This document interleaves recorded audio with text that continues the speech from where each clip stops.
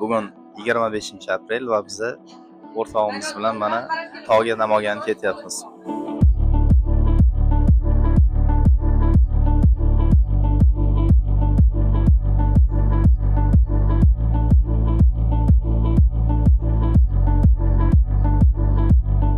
Chamasi 25 kilometr masofani avtomobilda bosib o'tishga qaror qildik. Kechqurun biz shu atrofda tunab qolamiz.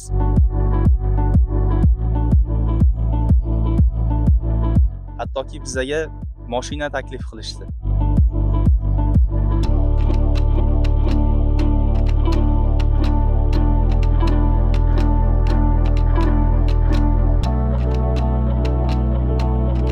Hozir mana 33-kilometrda turibmiz.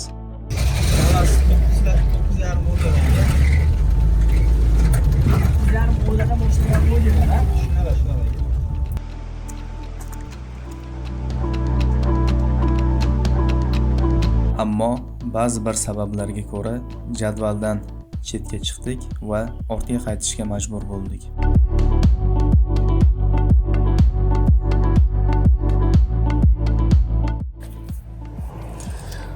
Bismillah. Oha.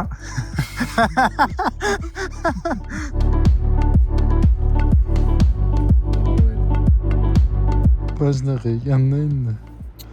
Yotishga qo'yasanmi yo'qmi? Kattasiga bormoqchi bo'ldik. Oldiga bordik ham. Lekin bir marta yo'ldan adashib boshqa joyga borib qo'yganligimiz uchun Banizadamiz, to'g'risi. Kechqurun 12:30da biz palatkamizni yig'dikda yana yo'lga tushdik. Pulni to'yga emas, sayohatga sarflang. Assalomu alaykum hammaga, xayrli kun. Bugun 25-aprel va biz o'rtog'imiz bilan mana tog'ga Namanganga ketyapmiz. Xo'p, biz bugun o'zgacha tayyorgarlik ko'rganmiz. Trekking palkalarimiz bor, hamma zarur bo'ladigan buyumlarimiz bor o'zimiz bilan va yig'ma shodirimiz ham bor bizda.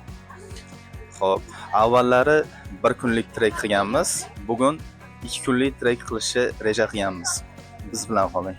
Ona tabiatimizning mana shunaqa go'zal, chiroyli manzaralaridan rohatlanib, orom olib ketdik. Odamlar yashaydigan hududlardan chetroqqa, ichkariroqqa kirib ketaverar ekansiz.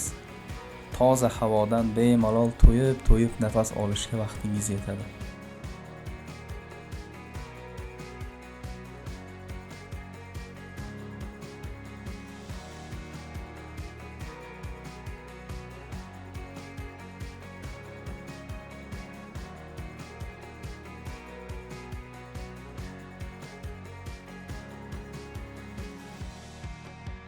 Chamasi soat 8larda Chinorkent bekatiga yetib keldik va shu yerdan Nanay qishlog'ining ko'prigigacha chamasi 25 kilometr masofani avtomobilda bosib o'tishga qaror qildik. Hammaga assalomu alaykum. Biz safarimizni boshlash nuqtasiga yetib keldik. Xo'p, hozirda mana pastimizda Piskom daryosi oqyapti. Atrof juda ham go'zal, tepadan shamol kelib turibdi. Bu galgi safarimiz 1 kunlik bo'lmaydi. Aytib o'tganimdek 2 kunlik bo'ladi, ya'ni kechqurun biz shu atrofda tunab qolamiz va boradigan joyimiz, oxirgi nuqtamiz Nefrit ko'li bo'ladi. Bizni kuzatishda davom eting, hali qiziqarli videolar oldinda.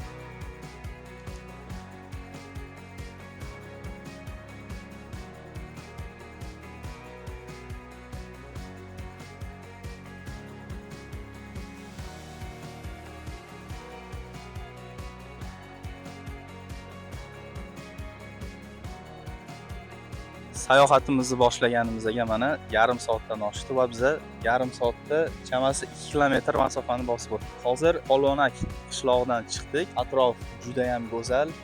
Qishloq aholisini muomalasiga umuman gap bo'lish mumkin emas. Hamma insonlar samimiy. Hattoki bizga mashina taklif qilishdi. O'g'lim, agar qiynalsanglar, olib borib qo'yamiz Nefrit ko'ligacha deyishdi. Biz afsuski buni rad etishga majbur bo'ldik, chunki biz maqsad qo'yganmiz va maqsadimizga erishishimiz kerak. Va hattoki yo'lda bitta onaxondan bizga eng asosiysi duo oldik va mana shu duo bizani inshaalloh yo'limiz oxirigacha asraydi. Bizni kuzatishda davom etinglar. Hali qiziq narsalar oldinda.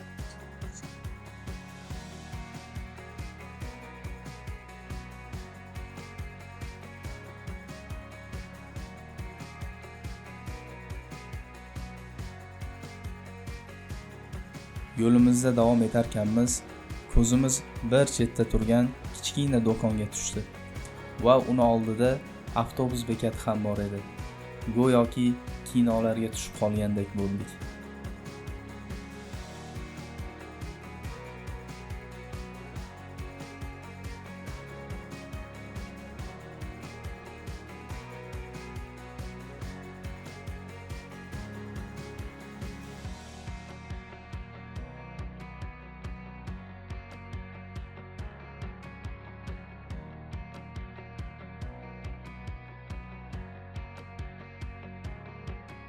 Sayohatimizning 11-kilometri mana bu ona tabiatimiz go'zalligidan bahra oling.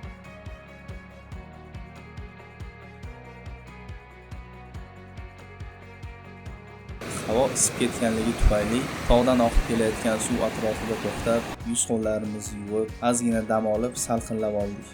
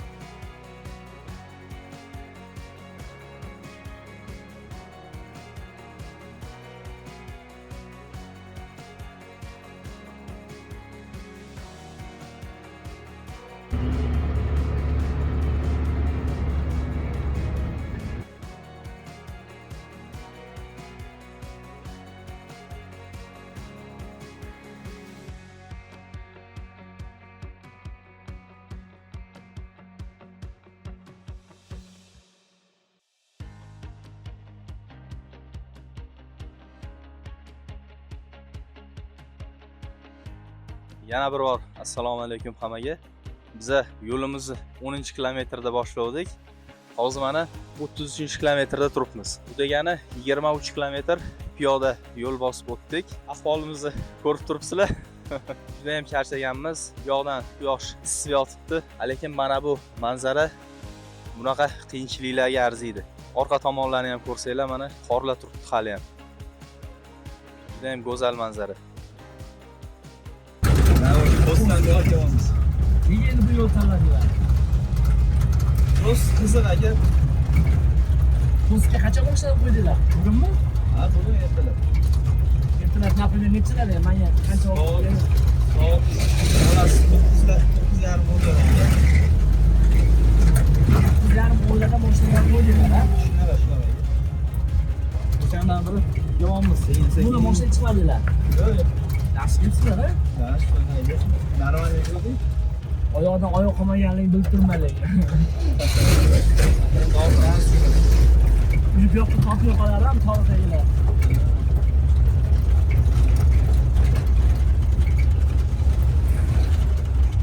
Kechqurun havo qanaqa bo'ladi aka bu yoqda? Salqin bo'ladi. Palatkalar hammasi bor.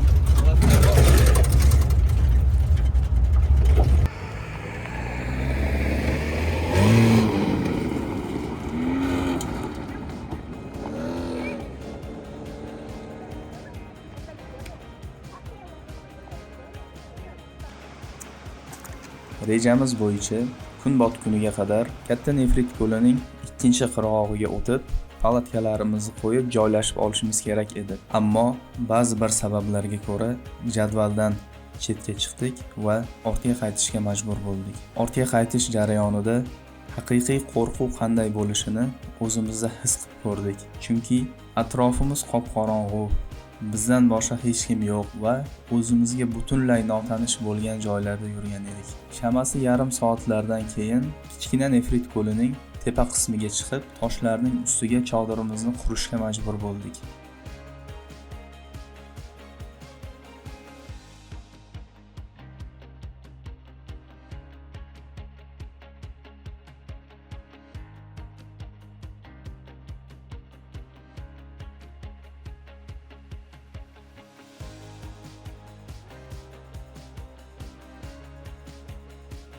Xo'p, va nihoyat mana Koshonaga chodirimizni qurib oldik. Qo'llarimizni yuvib oldik. Lekin bori yomon charchadim nima? Faqat san emas. Mana bu yerga hozir nimadir tashlasak, tik toshdami? Tik tosh. Nimadir tashlasak uxlasam deyman-da. Lekin bir uxlashda borku. Ertalab 10da turaman bora. Men makaronam olgandim-da. Ana uni havo yoqishga ruxsat bermadi. Mana kofe bor. Unga Achchig'i yo'q. sen yoqtiradiganini oldim-da. Va steyklik-ku bu steyk. Mana sanikidanmi? Buni demak suvsiz ham yesa bo'ladi-da. Albatta. Bismillah. Oqa.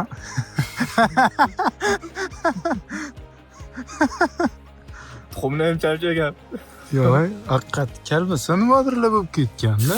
Kalbasi yorilib ketgan. Ikkiga bo'lingan kalbasi. Ikkiga bo'lingan.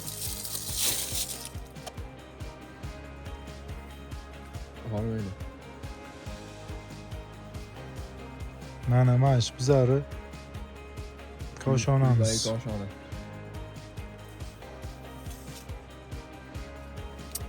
Va nima qilib bu? Bojna qilgandaymi? Yoqishga qo'yasanmi yo'qmi?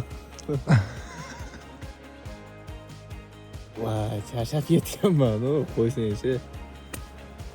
Umuman oyoqni ko'tarishga kuchi bor-ku. Mana shuncha qiyinliklardan keyin mana chodirni ham o'rnatib olding-da, oxiri ham, to'g'rimi? Shu fanaringga kayf qildim bor-ku. O'rta. Kuchli yoritarkanmi? Lekin mana bunisi вообще dahshat ekan. Bu nimaga asosan ishlatilinadi bunaqa fonarnik? Bu asosan trekking uchun ishlatiladi. Odam boshiga taqib oladi va bundoq qilib yo'l yoritib ketaveradi. Bundoq qilsa toki sal kamroq bo'ladi. Keyin mana yonidagi fonari Qaysi bir qulay bo'lsa o'sha ketaveradi. Tepaga pastga aylanadi fonar. Qaysi bir qulay bo'lsa shuni ketaveradi. Yo'q, shunaqa. Buni anaqasini o'zgartirsa bo'ladi, rejimini tanlab. Juda ham qulay narsa. Boshqa razmerini tanlanadi. Cho'ziladigan elastik zo'r narsa. Bu yerda mana USB bilan Type-C bilan zaryadkaga qo'ysa bo'ladi. Tavsiya qilamiz olishinglarni. Shuncha qiyinchiliklarga bir kecha qolishi arziydimi shunaqa hacking qilish? Xo'p, men o'ylaymanki, arziydi agar vaqtni avvaldan planirovka qilgan bo'lsa. Va boriladigan joy aniq Reja qilingan bo'lsa. qilib, boradigan joy yo'lini bilsa. Chunki biz hozir nefrit ko'lini kattasiga bormoqchi bo'ldik. Oldiga bordik ham. Lekin bir marta yo'ldan adashib boshqa joyga borib qo'yganligimiz uchun hop yarim soat, 1 soat vaqtimiz ketdi va уже kech bo'lib ketdi. Katta nefrit ko'lini narigi tomondagi lagerga bora olmadik. Уже qorong'i tushib ketdi, yo'l ko'rinmayapti. Bu yoqda tizzabo'yi suvdan o'tish kerak bo'lganligi uchun yo'q. Kechqurun riskovat qilmadik, qaytib keldik. Eng qizig'i ana tepaga ketaverishda faqat 2 oyoq sig'ar ekanda. Mana shu yo'lakcha. Shunaqa Yomg'irli bo'lsa u mana shu bo'lsa kerak. tepaga tropinka qilishgan. Shu uzoq borsa 20 yoki 25 santimetrda tropinka. U yomg'ir bo'lsa yurgan bo'lmasa kerak, a? Yomg'ir bo'lsa обязательно tayyorlanadi, tayyorlama qachon bo'ladi. Shunga ehtiyot bo'lish kerak.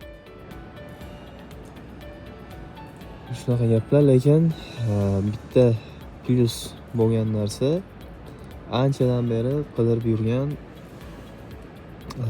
ko'limni topdim. Chunki atrofi полностью muzda, o'rtasida suv bor faqat. Buni bitta bloger ham reklama qilib, lokatsiyasini bermayman dedi. Ammo o'shani topib oldim buni. Yo'ldan adashib. Like, kommentariy bo'lsa berasan. Necha mingta like yig'ilsa berasan, aytasan joyini.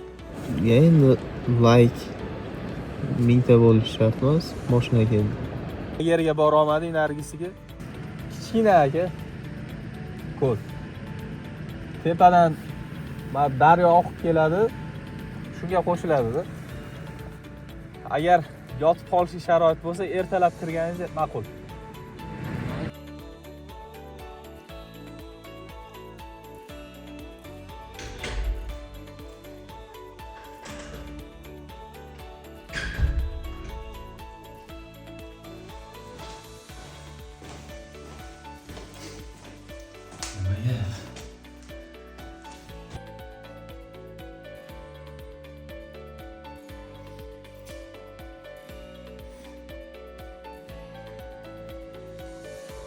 Soat necha bo'ldi?